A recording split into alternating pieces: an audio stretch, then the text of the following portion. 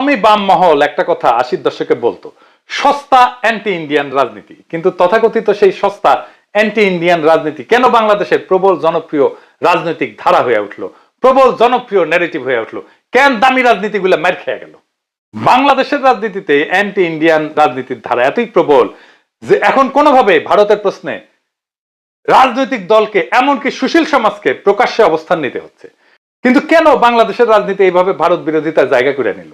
আর কেনই বা আমাদের স্পষ্টভাবে বোঝা দরকার এই অ্যান্টি ইন্ডিয়ান বলতে আমরা কি বুঝবো, এবং এই রাজনীতির আদৌ কোনো ঐতিহাসিক প্রয়োজন আছে কিনা?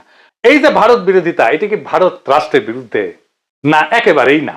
বাংলাদেশে অ্যান্টি ইন্ডিয়ান রাজনীতি যত না ভারতের বিরুদ্ধে, তার চেয়ে বেশি দেশের ভিতরে, মানে বাংলাদেশের ভিতরে একটা বিশাল ঐতিহাসিক রাজনৈতিক ভাবনা, মতবাদ বা আইডিওলজির বিরুদ্ধে।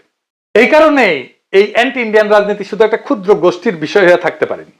দেশের বেশিরভাগ নাগরিক এই রাজনীতির স্টেক হোল্ডার হয়েছে, এবং তাই হাসিনা পালায় যাওয়ার পরেও সমস্ত রাজনৈতিক পক্ষেরই একটা অ্যান্টি ইন্ডিয়ান পজিশন প্রয়োজন হয়ে পড়ছে। সেই জন্যই তারেক রহমানকে বলতে হয় দিল্লি নয়, কিন্তু দিল্লি বললে যদি আবার দিল্লি রাগ কইরা বসে, সেজন্য আবার বলে পিন্ডি নয়, বুঝছাও? দিল্লি নয়, পিন্ডি নয়, নয় অন্য কোন দেশ, সবার আগে বাংলাদেশ। আর একটু বুঝায় বলি, ধরেন মেক্সিকো হয়তো আমেরিকাকে পছন্দ করে না, কিন্তু সেখানে মেক্সিকোতে অ্যান্টি আমেরিকান রাজনীতি চলে কি না? চলে না। কেন? কারণ মেক্সিকোর ভিতরে আমেরিকায় যাইতে চাওয়া মানুষের সংখ্যা অনেক, কিন্তু ঐতিহাসিক রাজনৈতিক মতাদর্শে আমেরিকার তাবেদারি করার ব্যাপারটা মেক্সিকানদের মধ্যে ততখানি নাই। অন্যদিকে মেক্সিকো আমেরিকার মধ্যে যুদ্ধ হয়েছে, আমেরিকা টেক্সাস ক্যালিফোর্নিয়া দখল করেছে, ওটা মেক্সিকোর ছিল। কিন্তু আমেরিকায় কি এমন কোন মতবাদ আছে যে মেক্সিকোকে আমেরিকার অংশ ভাবে না? এখন ইন্ডিয়া এবং বাংলাদেশের দিকে নজর দিলে আমরা দেখব মেক্সিকো আমেরিকায় ওই না থাকা দুই ব্যাপারই এইখানে খুবই সক্রিয়। না থাকা কি ব্যাপার? আগে যেটা কইলাম সেটা হইতেছে ভারত বাংলাদেশকে তার ঐতিহাসিকভাবে অংশ মনে করে, এবং বাংলাদেশের মধ্যে ভারতপন্থী একটা রাজনীতি খুবই সক্রিয়। আবার পাকিস্তানে অ্যান্টি ইন্ডিয়ান মন তুমুল ভাবে আছে, কিন্তু তাদের রাজনীতিতে বাংলাদেশের মতো অ্যান্টি ইন্ডিয়া পজিশন ততটা গুরুত্ব নাই। কেননা পাকিস্তানের ভিতরে ঐতিহাসিক রাজনৈতিক মতবাদ হিসেবে ইন্ডিয়া প্রীতি নাই, বাংলাদেশের মধ্যে আছে। যদিও বাংলাদেশকে ভারত যেমন নিজের অংশ হিসেবে দেখে, পাকিস্তানকেও ঠিক তেমনি দেখে, কিন্তু পাকিস্তানের মধ্যে ভারতপন্থী কোনো রাজনীতি নাই, বাংলাদেশের মধ্যে ভারতপন্থী রাজনীতি আছে। বাংলাদেশের একটা বড় জনগোষ্ঠী আওয়ামী লীগের নেতৃত্বে, আওয়ামী লীগ, সিপিবি, বাম, নাস্তিক ভারতের রাজনীতিটা করে। তার মানে পাকিস্তানে অ্যান্টি ইন্ডিয়া রাজনীতিতে পাকিস্তানে থাকা ইন্ডিয়ান লেসপেন্সারদের ডিল করতে হয় না। বাংলাদেশে একটা বিশাল জনগোষ্ঠী আছে যারা ইন্ডিয়ান লেসপেন্সার, আমাদের আসলে তাদেরকে ডিল করতে হয়। পাকিস্তান রাষ্ট্র ইন্ডিয়া রাষ্ট্রের সাথে যুদ্ধ করে, আর আমরা বাংলাদেশের ভিতরে থাকা ইন্ডিয়ান দালালদের সাথে যুদ্ধ করি। এটাই তফাৎ। বাংলাদেশের ভিতরে ইন্ডিয়ান লেসপেন্সাররা কি বন্দুক নিয়ে যুদ্ধ করে আমাদের সাথে? না, তাদের হাতে আছে মতাদর্শ, অসাম্প্রদায়িকতা, ধর্মনিরপেক্ষতা, মুক্তিযুদ্ধের চেতনা, বাঙালি জাতীয়তাবাদ, ধর্মান্ধতার বিরুদ্ধে লড়াই, মৌলবাদের বিরুদ্ধে লড়াই, আমার সোনার বাংলা, রবীন্দ্রনাথ, প্রগতিশীলতা, এই সমস্ত মতাদর্শ নিয়ে। প্রথমে দেখি বাঙালি জাতীয়তাবাদ কেন একটা ভারতীয় মতাদর্শ। আপনি দেখেন আজকের ভারত তার ভিতরের কয়েকটা জাতীয়তাবাদী আন্দোলন নিয়ে খুবই উদ্বিগ্ন, যেমন তামিল জাতীয়তাবাদী আন্দোলন, খালিস্তান নিয়ে, নাগা জাতীয়তাবাদী আন্দোলন নিয়ে, মণিপুর নিয়ে, তেলেগু জাতীয়তাবাদী আন্দোলন নিয়ে। ভারতীয় ইউনিয়ন অটুট থাকবে কিনা তা সামলাইতে দিল্লি খুবই বিপাকে। কিন্তু এদিকে বাঙালি জাতীয়তাবাদের হাতে একটা পুরা দেশ থাকলেও পশ্চিমবঙ্গ নিয়ে ভারত কিন্তু মোটেও চিন্তিত না। সে মনে করে না যে পশ্চিমবঙ্গ সুইটা বাংলাদেশের সাথে যুক্ত হয়ে যাবে, বড় উল্টা বাংলাদেশের বাঙালি জাতীয়তাবাদের সঙ্গে ভারতের যত খাতির। খুব অদ্ভুত ব্যাপার না? বাংলাদেশের জনতার ধাক্কায় পালায় বাঙালি জাতীয়তাবাদ এখন ভারতে আশ্রয় পেয়েছে, অথচ এই বাঙালি জাতীয়তাবাদের হওয়ার কথা ছিল দ্রাবিড় খালিস্তান জাতীয়তাবাদের মতোই শক্তিশালী, ভারতের জন্য হুমকি। পশ্চিমবঙ্গ ভারতীয় ইউনিয়ন থেকে বাড়ায় বাংলাদেশে ঢুকে পড়ে কিনা এই বিষয়ে তো চিন্তিত থাকার কথা ভারতের, কিন্তু চিন্তিত আছে কি না? তাহলে ঘটনাটা কি? কেন এমন? বাঙালি জাতীয়তাবাদ কেন বা কিভাবে ভারতকে পছন্দ করে? কেন দিল্লির কাছে তা হুমকি বলে মনে হয় না? এই ব্যাপারটা বুঝতে আমাদের যাইতে হবে একটু পিছনে। ইংরেজ উপনিবেশিক শাসনে, কলোনিয়াল শাসনের রাজধানী কলকাতার দিকে নজর দিতে হবে কিছুটা। তারপরে 1885 সালে কংগ্রেস জন্ম নেওয়ার পরের রাজনীতির দিকে নজর দিতে হবে। 1900 সালের পরে তো অবশ্যই, তারও আগে 1857 সালের মহাবিপ্লব, যেটাকে সিপাহী বিপ্লব বলে ইন্ডিয়ানরা, ওই সময় থেকে ব্রিটিশ ইন্ডিয়া শব্দটা আপনি বারবার পাবেন। মনে হবে যেন এটি স্বাভাবিক। আগেও যেমন এমন নামেই ডাকা হইতো। সিপাহী বিপ্লবের আগে ভারতকে ব্রিটিশ ইন্ডিয়া বলে ডাকা হইতো কি না। ইংরেজদের নথিপত্রেও আগে হিন্দুস্থান লেখা হইতো, ব্রিটিশ ইন্ডিয়া না। মোগল আমলে এই নামটা স্থায়ী হয় এবং সেটাই চলতেছিল। কিন্তু 1857 সালে সিপাহী বিপ্লবের পরে যখন মোগল শাসনের অবসান হইয়া হিন্দুস্থান ব্রিটিশ শাসনের অংশ হয়, তখন হিন্দুস্থানের পরিবর্তে ব্রিটিশ ইন্ডিয়া ধীরে ধীরে আনুষ্ঠানিক হয়ে ওঠে। তবে তারও আগে ওরিয়েন্টালিস্টরা হিন্দুস্থানের পরিবর্তে ইন্ডিয়া নামে ডাকতে শুরু করে। এই বদলের একটা জটিল অর্থ আছে, কি সেটা বুঝা দেখি, খুব খেয়াল করে নজর করবেন। হিন্দুস্তান শব্দটার ভেতরে ফার্সি আছে, এমনকি শব্দটাই ফার্সি হিন্দুস্তান শব্দটা, কিন্তু অর্থে এটা অত্যন্ত লোকাল, আবার স্থানীয়। এতে হিন্দু শব্দটা আছে, কিন্তু সেটা আবার ধর্মীয় না। হিন্দুস্থানের মধ্যে হিন্দু শব্দ যেমন আছে, তেমনি ফার্সি প্রভাবে আসা ইসলামও আছে। এখানে দেশি বিদেশি বিভাজন নাই, উপনিবেশকারী এবং উপনিবেশিত নাই। মোগল প্রশাসনিক এবং সামরিক আমলাতন্ত্রে কিন্তু হিন্দুরা সংখ্যায় বেশি ছিল, বেশ শক্তিশালী অবস্থানেই ছিল। দিল্লি সেই মুঘল আমল থেকে হিন্দু সংখ্যাগরিষ্ঠ শহর। মোগলদের বিরুদ্ধে অনেক মুসলমান যুদ্ধ করছে। ধর্ম এখানে রাজনৈতিক বন্ধু বিরোধিতায় তেমন প্রভাব ফেলতে পারেনি, বরং মুসলমানদের মধ্যে শিয়া সুন্নির বিভেদ ছিল। সেই বিভেদে আওরঙ্গজেব তার দরবারে শিয়াদের হটায় হিন্দু অভিজাতদের বেশি করে স্থান দিয়ে দিচ্ছিলেন। বিষয়টা কোনোভাবে হিন্দু মুসলমান দ্বন্দ্ব ছিল না। হিন্দুস্তান ধর্ম নির্বিশেষে একটা রাজনৈতিক এবং সাংস্কৃতিক পরিচয় ছিল। মুসলমানদের মধ্যেও হিন্দুস্তান সব নামটা ধর্মভাব আনত না। আল্লামা ইকবাল লেখেন, সারে জাহাসে আচ্ছা হিন্দুস্তান আমারা। জোশ মালিহাবাদী একজন তীব্র জাতীয়তাবাদী কণ্ঠস্বর ছিলেন মুসলিম। তার অনেক উর্দু কবিতায় হিন্দুস্তান শব্দটা ব্যবহার করছেন স্বাধীনতার আগে এবং পরে। তুঝে আউর কিসকি হায়, হিন্দুস্তান তেরা হায়। তোর আর কিসের দুঃখ আছে, হিন্দুস্তান তো তোরই দেশ। ফয়েজ আহমেদ ফয়েজ, যদিও তিনি পাকিস্তানের নাগরিক হয়েছিলেন, তার কবিতায় ভারত বুঝাইতে হিন্দুস্তান শব্দটা ব্যবহার করছেন বারে বার। হিন্দুস্তানকে সামন মে হামনে ভি পাহাড় দেখতে হয়। হিন্দুস্তানের বাগিচায় আমরাও একদিন বসন্তের রং দেখেছি। কিন্তু ইন্ডিয়া নামের এই ধারণাটা সরাসরি সেই বেদ পুরাণের প্রসঙ্গ, একটা আর্য সভ্যতা, তাই ইন্ডিয়া মানে ভারত, মহাভারতের ভারতের রাজত্ব। সেই পুরাণে ওই অঞ্চল আজকের ভারতের মহারাষ্ট্রের একটা অংশ হইলেও আজকের হিন্দুত্ববাদীরা যে ইন্ডিয়া ভারত নির্মাণ করে, তাতে হিন্দুকুশ পর্বতমালার পূর্বে হিমালয়ের দক্ষিণের সমগ্র ভূখণ্ডই ভারতের এলাকা। ফলে এই সমগ্র ভূখণ্ড হিন্দুদের স্বাভাবিক আবাসভূমি, ন্যাচারাল হ্যাবিটেট। দেখেন, এটাই কিন্তু ইসরায়েলের দাবি। সে ধর্ম থেকে ধৈর্য নিছে এইটা তার প্রমিজ ল্যান্ড ইসরায়েল। এই ধারণায় ভারতের সেই ভূখণ্ডে বারবার আক্রমণ হয়েছে, সেই আলেকজান্ডার থেকে শুরু করে মোহাম্মদ বিন কাসিম পর্যন্ত। লক্ষ্য করার বিষয়, যে আলেকজান্ডার বা আধুনিক ইংরেজরা তারা আর্য, ফলে হিন্দুদের বংশগত আত্মীয়, কিন্তু আরবরা সেমেটিক, মধ্যপ্রাচ্য থেকে আসছে। উপরন্তু রাজা আলেকজান্ডার এখানে কোনো ধর্ম রেখে যায়নি, কিন্তু আরবরা ইসলাম নিয়ে আসছে এবং ছড়াইছে হিন্দুদের স্বাভাবিক আবাসভূমিতে। এইটা একটা অন্যায় করে ফেলছে মুসলমানেরা।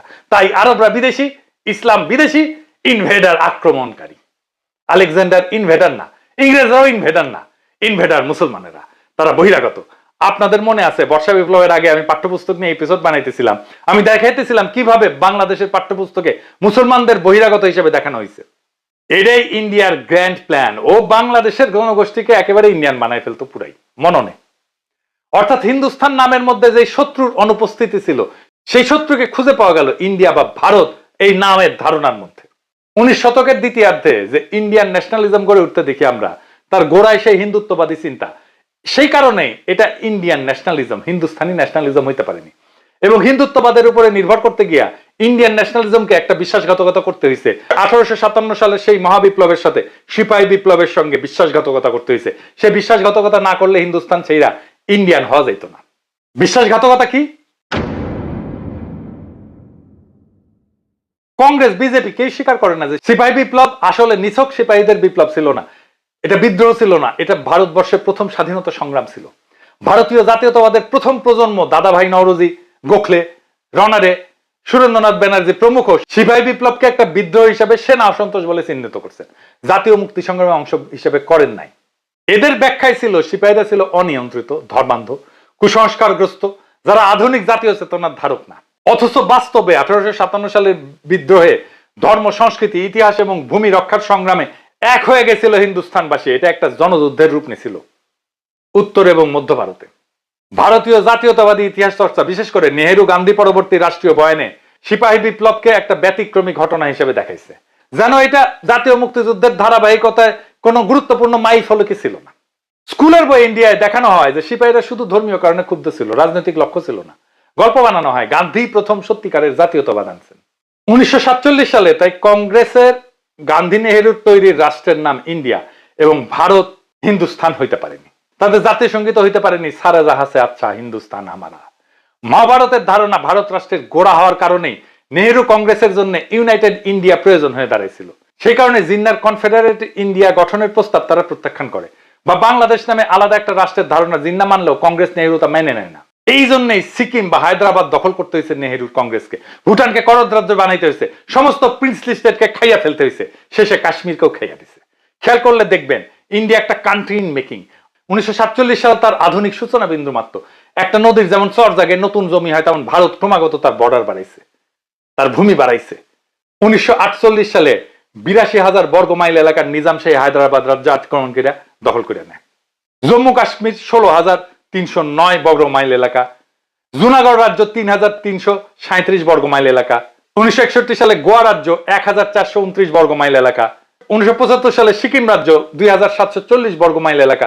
বাংলাদেশকে যদিও যুক্ত করে নাই, কিন্তু তাকে একটা করদ রাজ্য বানাইছে। বাংলাদেশকে ধরলে সর্বমোট 1,62,405 বর্গ মাইল এলাকা সামরিক অভিযান চালায় দখল করে ফেলে। এই এলাকা জার্মানি অথবা পোল্যান্ডের এরিয়া থেকেও বেশি। এর মধ্যে 1,05,084 বর্গ মাইল এলাকা নিজের সাথে অফিসিয়ালি অ্যানেক্স করে নেয়, মানে নিজের ভূমির অংশ করে নেয়। আজকাল ভারতে কংগ্রেস আর আরএসএস বিজেপি অনেকের কাছে খুব আলাদা মনে হতে পারে, কিন্তু বিজেপি আদতেই কংগ্রেসেরই একটা বিবর্তিত বাছুর। কারণ সেই হিন্দু জাতীয়তাবাদীদের তৈরি ইন্ডিয়া দুইটারই স্বপ্নের শরিকির নাম। সেই কারণে গান্ধী যেমন গরুর হেফাজতি হয়েছিলেন, তেমনি ইন্দিরাও বাছুর গাইমা দিয়া তার নির্বাচনী পোস্টার বানাইছিলেন।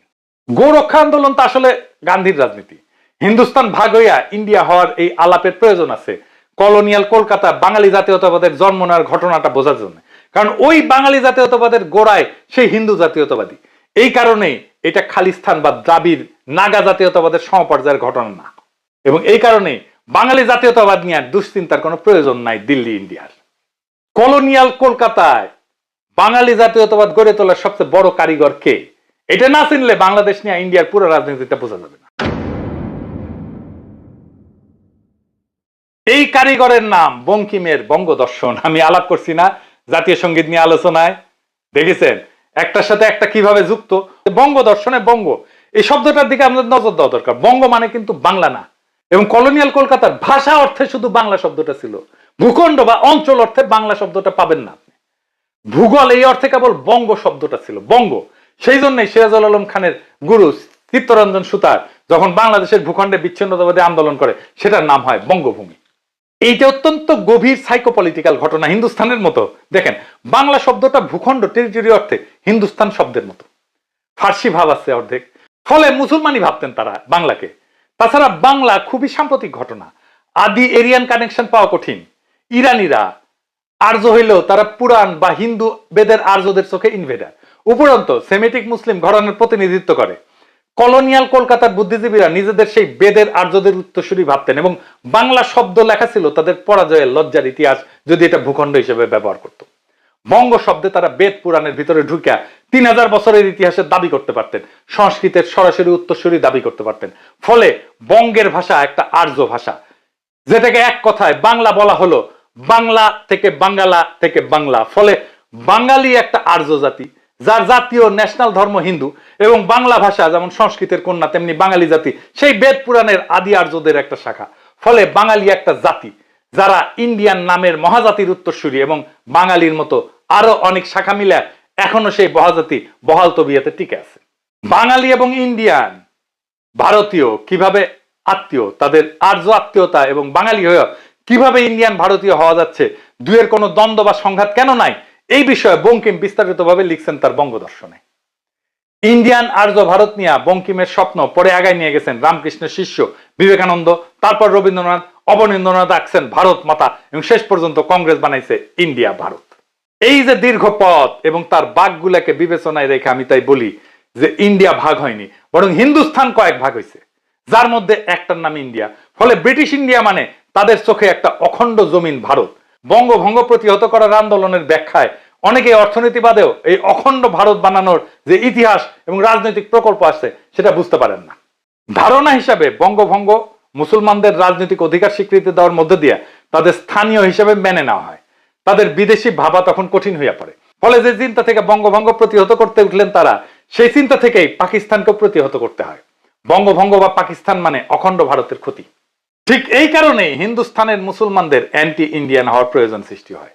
এই অ্যান্টি ইন্ডিয়ান মানে বর্তমান ভারত রাষ্ট্রের প্রতি শত্রুতা না, বরং সেই হিন্দু জাতীয়তাবাদী ইন্ডিয়া বা অখণ্ড ভারত নামের ইতিহাস রাজনৈতিক প্রকল্পের প্রতি শত্রুতা।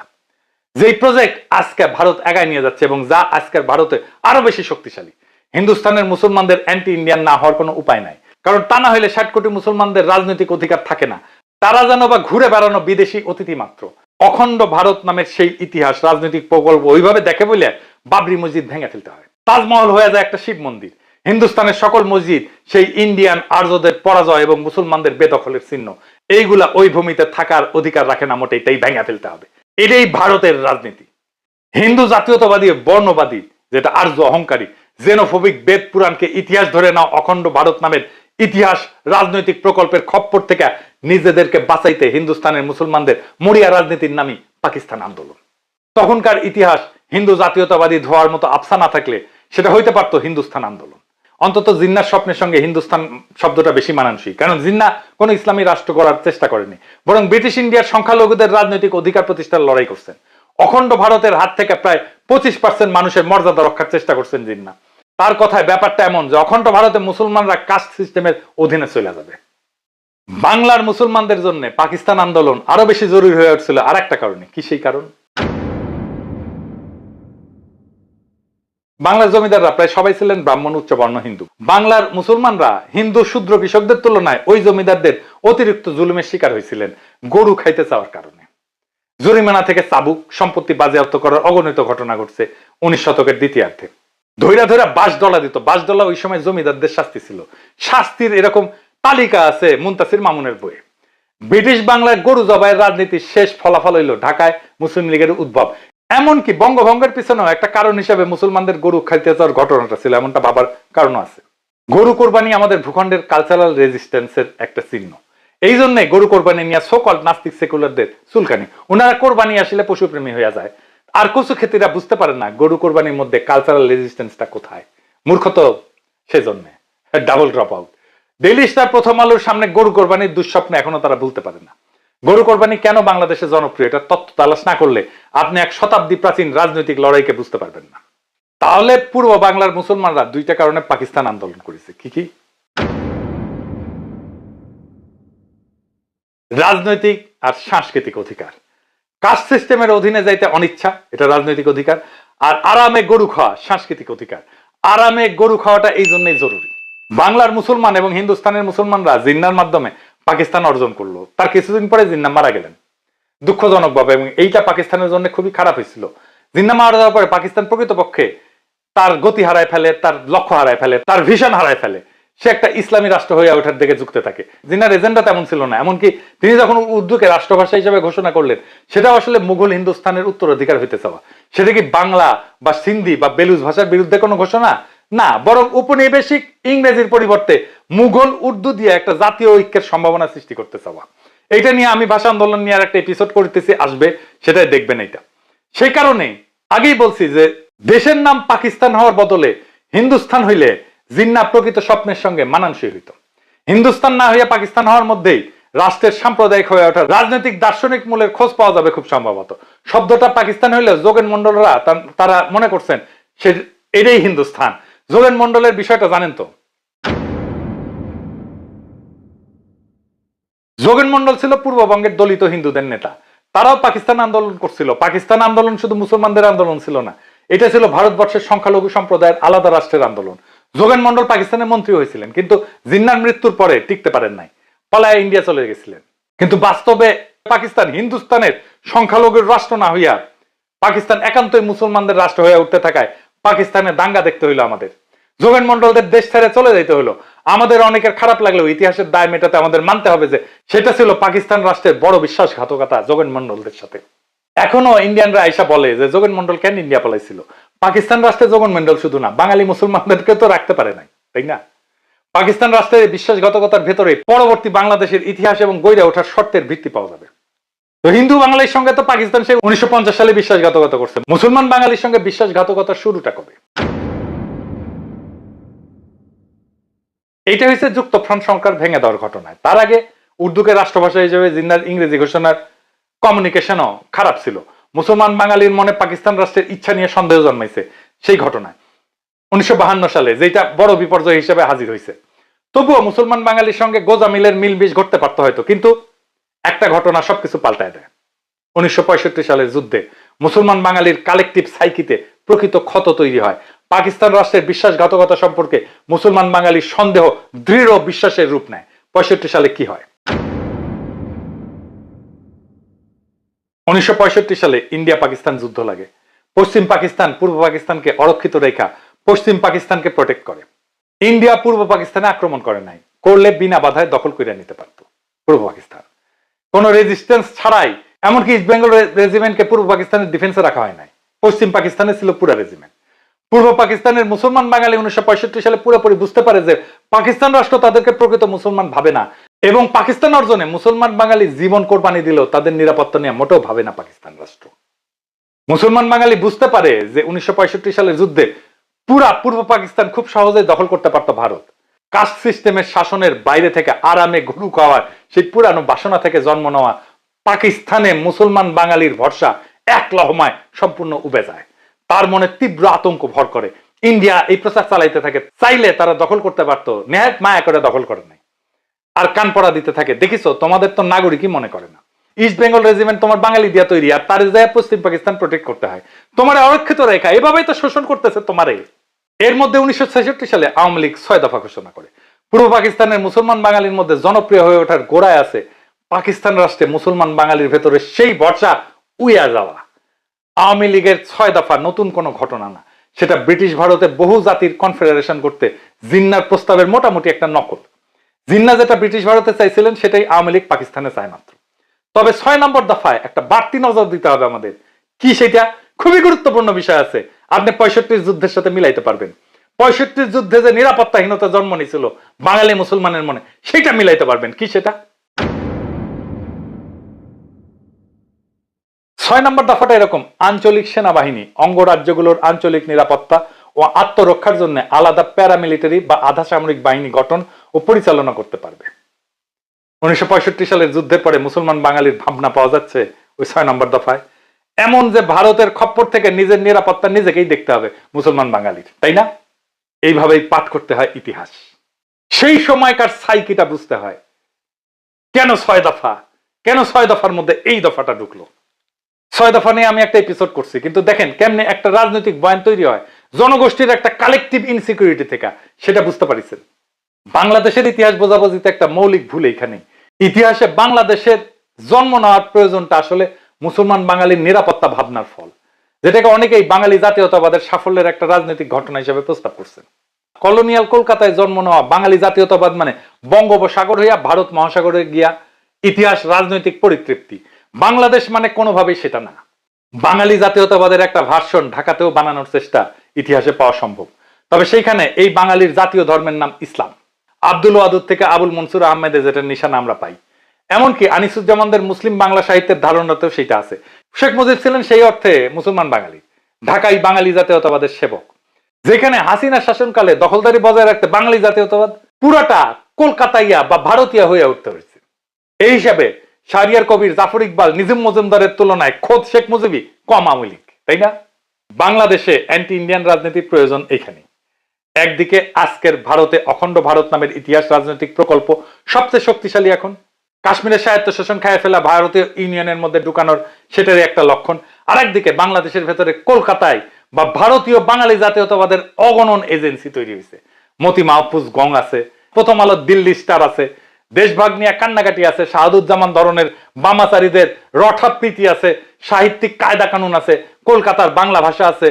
এইটা কলকাতার বাঙালি জাতীয়তাবাদ দিয়ে ভারত মহাসাগরে পইরা ইতিহাস রাজনৈতিক সাংস্কৃতিক পরিতৃপ্তি পাইতে চাইতেছে। বাংলাদেশে অ্যান্টি ইন্ডিয়ান রাজনীতিতে হিন্দু এমনকি হিন্দুত্ব বিরোধী কোনো ব্যাপার না। এমনকি ভারত নামের ইতিমধ্যে প্রতিষ্ঠিত রাষ্ট্রের বিরোধিতাও না। এর মানে ভবিষ্যতে হয়ে উঠতে চাওয়া ভারত, বেদ পুরাণকে ইতিহাস মনে করা অখণ্ড ভারত, ভারত নামের সাম্রাজ্যবাদী জাত্যাভিমানী ইতিহাস রাজনৈতিক প্রকল্পের খপ্পর থেকে মুসলমান বাঙালির নিরাপত্তার প্রশ্ন, যার বিরুদ্ধে কাজ করতেছে বাংলাদেশের ভেতরেই বহু এজেন্সি। এবং আমরা চাই বিএনপি যেন এই এজেন্সি হইয়া না ওঠে। কেবল মুসলমান বাঙালি না, যোগেন মন্ডলরা যে ভাবনা থেকে পাকিস্তান চাইছিলেন, শূদ্র দলিত হিন্দুর নিরাপত্তার বিষয়টাও সেইখানে। কেননা এখনো ভারতে তো দলিত হিন্দুকে পেটানো হয় ব্রাহ্মণের রাস্তায় হাঁটার জন্য বা গরু খাওয়ার অপরাধে। দলিত হিন্দুরা তো গরু খায়, তাই না? ওদের উপরে প্রস্রাব করে দেয় না দলিত হিন্দুদের উপরে উচ্চ বর্ণের হিন্দুরা। বাংলাদেশে যতদিন এই এজেন্সিগুলো শক্তিশালী থাকবে, দেশে অ্যান্টি ইন্ডিয়ান রাজনীতি প্রয়োজন থাকবে ততদিন। এবং এই অ্যান্টি ইন্ডিয়ান রাজনীতি মুসলমান বাঙালি এবং দলিত হিন্দুর নিরাপত্তা বা স্বার্থের দূরত্ব যত কমাতে পারবে তত সফল হইতে পারবে। হিন্দু মুসলমান ছাড়া, এই দুইটা বড় ধর্ম ছাড়া বাংলাদেশে আরো বহু জাতি আছে। বাংলাদেশে যদি সেই জিন্নাত দৃষ্টিতে দেখা একটা বহু জাতির কনফেডারেশন হিসেবে ভাবা সম্ভব হয়, যেখানে সকল জাতির অভিন্ন স্বার্থের নাম বাংলাদেশ, সেটাই অ্যান্টি ইন্ডিয়ান রাজনীতির শেষ গন্তব্য হবে। যে কোনো নিপীড়ন অতিক্রম করতে চাওয়া একটা ইতিহাস রাজনৈতিক প্রকল্প হয়ে উঠতে না পারলে সত্যিকারের সাফল্য ঘটবে না সেই রাজনীতির। পাকিস্তান রাষ্ট্রের মতো বিশ্বাসঘাতকতা কইরা যেন তাসের রাষ্ট্র না বানাই, আমরা কিন্তু পারবো এটা করতে। সেইটা করার সম্ভাবনা তৈরি হয়েছে হাসিনাকে খেদানোর পরে। বাংলাদেশের রাজনীতি আজ এক সন্ধিক্ষণে দাঁড়ায় আছে, যেখানে পুরানো ভ্রান্তি আর নতুন বোধের সংঘর্ষ চলতেছে। আর সেই সংঘর্ষের মধ্যে জন্ম নিচ্ছে আগামী দিনের দিক নির্দেশনা। যারা এখনো ভাবে যে অ্যান্টি ইন্ডিয়ান রাজনীতি শুধু কিছু র্যাডিক্যাল আবেগী প্রাদেশিক মানুষের ছেলে খেলা, তারা ইতিহাসের সবচেয়ে গুরুত্বপূর্ণ সংকেতগুলো বুঝতে ব্যর্থ। এই রাজনীতি কোনো প্রতিক্রিয়া না, বরং এক দীর্ঘ গভীর প্রজন্মান্তরে সঞ্চিত রাজনৈতিক আত্মচেতনার প্রকাশ। একটা ঐতিহাসিক বিশ্বাসঘাতকতার বিরুদ্ধে উত্তরাধিকার রক্ষা করা, সাংস্কৃতিক অসম্মানের বিরুদ্ধে অস্তিত্বের লড়াই, আর নাগরিক মর্যাদা ছিনিয়ে নেওয়ার একটা যৌক্তিক প্রতিরোধ। এটা কেবল ভারত রাষ্ট্রের বিপক্ষে না, বরং সেই ইতিহাস রাজনৈতিক প্রকল্পের বিরুদ্ধে যা আমাদের ভিতরে ঢুকে পড়া আমাদের শিকড় কাটতে চায়, আমাদের আত্মপরিচয় মুছে ফেলতে চায়। বিএনপি কিংবা অন্য যে কোনো দল যদি এই জনগোষ্ঠীর প্রাতিষ্ঠানিক সত্তা, সাংস্কৃতিক অধিকার আর রাজনৈতিক নিরাপত্তার এই সংগ্রামকে না বোঝে, তবে ইতিহাস তাদের ক্ষমা করবে না। এই সংগ্রাম কোনো দলের একার না, এটা পুরা জাতির আত্মরক্ষার সংগ্রাম। আমাদের সামনে একটা সুযোগ আসছে, ভারতের ইতিহাস রাজনীতির আগ্রাসন এবং আওয়ামী দালালি সিস্টেমের ধ্বংসস্তূপের উপরে দাঁড়ায় এক নতুন বাংলাদেশ নির্মাণের সুযোগ। এই অভিযাত্রায় ভারতের রাজনৈতিক আকাঙ্ক্ষার বিরুদ্ধে স্পষ্ট অবস্থান নিতে হবে। বাংলাদেশ একটা মাত্র জাতির না, বহু জাতির সম্মিলিত চুক্তিনামা, যেখানে মুসলমান, হিন্দু, আদিবাসী, দলিত, নারী, গ্রাম আর শহর সবার অভিন্ন স্বার্থে লেখা থাকবে আমরা কেউ কারো উপর কর্তৃত্ব করব না, কেউ কারো দালাল হব না। আমরা সবাই এই মাটির মালিক। এই মাটির মিছিলে যারা থাকবেন তাদের কণ্ঠ উঠবে সেই চিরচেনা ধ্বনি, আমরা দালালি চাই না, আত্মমর্যাদা চাই, আমরা করুণা চাই না, অধিকার চাই, আমরা বিভক্তি চাই না, একতা চাই। বাংলাদেশের পক্ষে একতা, অখণ্ড ভারত নামক প্রকল্পে বিলীন হয়ে যাওয়ার আশঙ্কার বিরুদ্ধে। বাংলাদেশের ভূখণ্ডের জনগণের একটাই আশঙ্কা, মহাভারত নামের ব্ল্যাক হোল আমাদের কাশ্মীরের মতো, হায়দ্রাবাদের মতো খাইয়া ফেলে কিনা। এইবার কোনো বিশ্বাসঘাতকতা না, এইবার আমরা ইতিহাস লিখব নিজেদের নামে, নিজেদের কালি দিয়ে, নিজেদের স্বাধীনতা নিয়ে। আমরা পারবো ইনশাল্লাহ। ইনকিলাব জিন্দাবাদ।